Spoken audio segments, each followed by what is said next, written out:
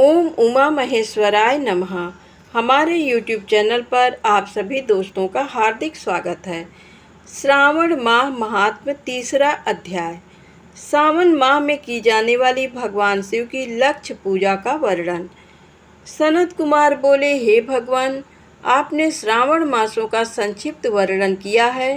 हे स्वामीन, इससे हमारी तृप्ति नहीं हो रही है, अतः आप कृपा करके विस्तार से वर्णन करें, जिसे सुनकर हे सुरेश्वर मैं कृतकृत्य हो जाऊंगा।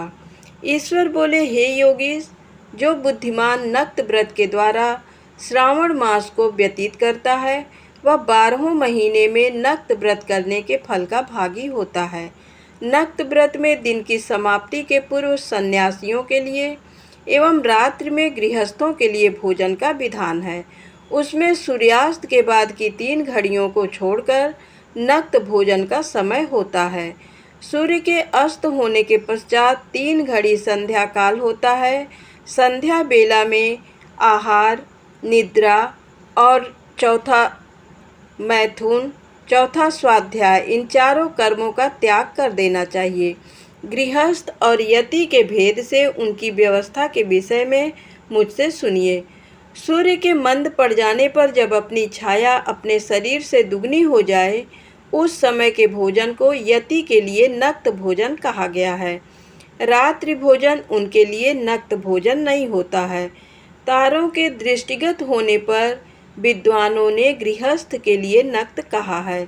यति के लिए दिन के 8वें भाग के शेष रहने पर भोजन का विधान है।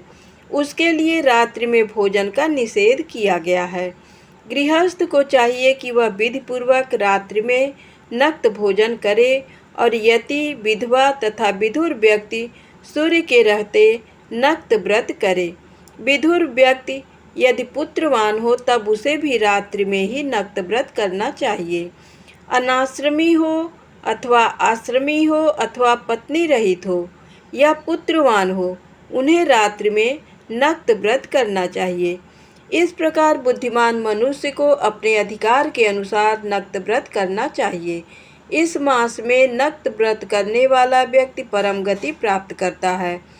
मैं प्रातःकाल स्नान करूँगा, ब्रह्मचर्य व्रत का पालन करूँगा, नक्त भोजन करूँगा, पृथ्वी पर सोऊंगा और प्राणियों पर दया करूँगा। हे देव, इस व्रत को प्रारंभ करने पर यदि मैं मर जाऊँ तो हे जगतपते, आपकी कृपा से मेरा व्रत पूर्ण हो। ऐसा संकल्प करके बुद्धिमान व्यक्ति को श्रावण मास में प्रतिदिन नक्त व्रत करना चाहिए। इस प्रकार नक्त व्रत करने वाला मुझे अत्यंत प्रिय होता है। ब्राह्मण के द्वारा अथवा स्वयं ही अतिरुद्र, महारुद्र अथवा रुद्र मंत्र से महीने भर प्रतिदिन अभिषेक करना चाहिए। हे वत्स, मैं उस व्यक्ति पर प्रसन्न हो जाता हूँ, क्योंकि मैं जलधारा से अत्यंत प्रीति रखने वाला हूँ, अथवा रुद्र मंत्र के द्वारा मेरे लिए अत्यंत प्रीतिकर होम प्रतिदिन करना चाहिए। अपने लिए जो भी भोज्य पदार्थ अथवा सुखोपभोग की वस्तु अति प्रिय हो, संकल्प करके उन्हें श्रेष्ठ ब्राह्मण को प्रदान करके स्वयं महीने भर उन पदार्थों का त्याग करना चाहिए। हे मुने, अब इसके बाद उत्तम लक्ष्य पूजा विधि को सुनिए। लक्ष्मी चाहने वाले अथवा शांति की इच्छा वाले मनुष्य को लक्ष्य बिल्व पत्रों या लक्ष्य दुर्वा दलों से शिव की पूजा करनी चाहिए। आयु की कामना करने वाले को चंपा के लक्ष्य पुष्पों तथा विद्या चाहने वाले व्यक्ति को मल्लिका या चमेली के लक्ष्य पुष्पों से श्री हरि की पूजा करनी चाहिए। शिव तथा विष्णु की प्रसन्नता तुलसी के दलों से सिद्ध होती है। पुत्र की कामना करने वाले को कटेरी के दलों से शिव तथा विष्णु का पूजन करना चाहिए। बुरे स्वप्न की शांति के लिए धान्य से पूजन करना प्रशस्त होता है। देव के समक्ष निर्मित किए गए रंग बल्ली आदि से विभिन्न रंगों से रचित पद्म, स्वास्तिक और चक्र आदि से प्रभु की पूजा करनी चाहिए। इस प्रकार सभी मनोरथों की सिद्धि के लिए सभी प्रकार के पुष्पों से यदि मनुष्य लक्ष्य पूजा करे तो शिव जी प्रसन्न होंगे। तत्पश्चात उद्यापन करना चाहिए, मंडप निर्माण करना चाहिए और मंडप के त्रिभाग परिमाण में वेदिका बनानी चाहिए। तदनंतर पुण्याह वाचन करके आचार्य का वरण करना चाहिए और उस मंडप में प्रविष्ट होकर गीत तथा वाद्य के शब्दों और तीव्र वेद ध्वनि से रात्रि में जागरण करना चाहिए। वेदिका के ऊपर उत्तम लिंग तो भद्र बनाना चाहिए और उसके बीच में चावलों से सुंदर कैलाश का निर्माण करना चाहिए। उसके ऊपर तांबे का अत्यंत चमकीला तथा पंच पल्लव युक्त कलश स्थापित करना चाहिए और उसे रेशमी वस्त्र से वेष्टित कर देना चाहिए। उसके ऊपर पार्वती पति शिव की सुवर्णमय प्रतिमा स्थापित करनी चाहिए। तत्पश्चात पंचामृत पूर्वक धूप दीप तथा नैवेद्य से उस प्रतिमा की पूजा करनी चाहिए और गीत वाद्य नृत्य तथा वेद शास्त्र पुराणों के पाठ के द्वारा रात्रि में जागरण करना चाहिए।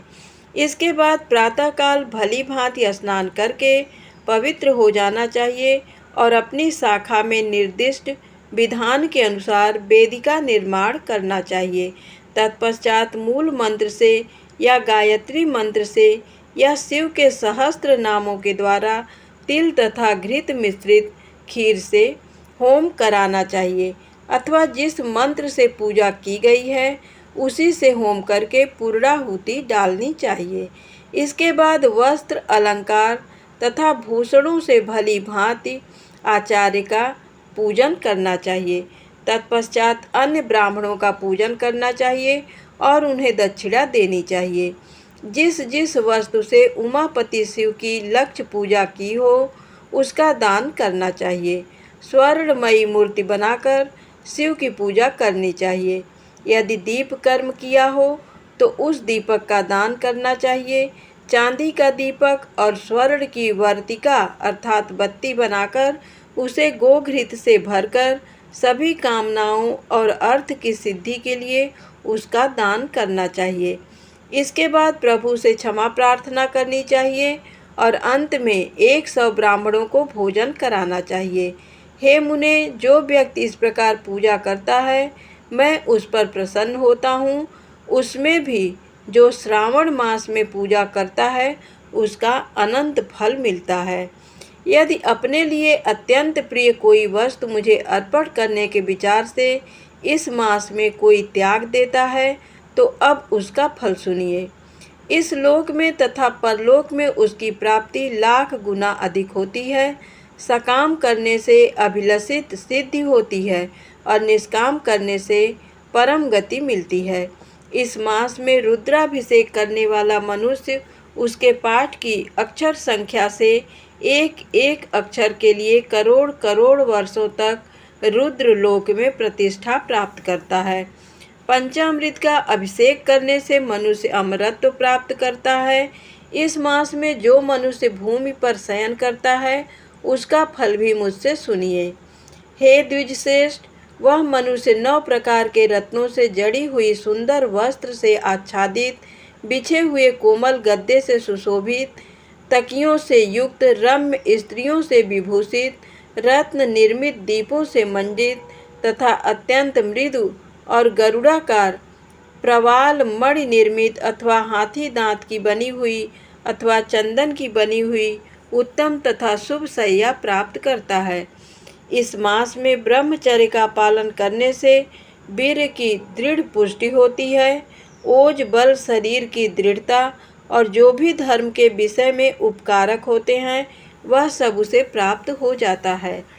निष्काम ब्रह्मचर्य व्रती को साक्षात ब्रह्म प्राप्ति होती है और सकाम को स्वर्ग तथा सुंदर देवांगनाओं की प्राप्ति होती है। इस मास में दिन रात अथवा केवल दिन में अथवा भोजन के समय मौन व्रत धारण करने वाला भी महान वक्ता हो जाता है। व्रत के अंत में घंटा और पुस्तक का दान करना चाहिए। मौन व्रत के महात्म से मनुष्य सभी शास्त्रों में कुशल तथा वेद वेदांग में पारंगत हो जाता है तथा बुद्धि में बृहस्पति के समान हो जाता है। मौन धारण करने वाले का किसी से कलह नहीं होता अतः मौन व्रत अत्यंत उत्कृष्ट है। इस प्रकार श्री स्कंद पुराण के अंतर्गत ईश्वर सनत कुमार संवाद में श्रावण मास महात्म्य में नक्त व्रत लक्ष्य पूजा भूमि शयन मौन व्रत आदि नामक तीसरा अध्याय पूर्ण हुआ। धन्यवाद।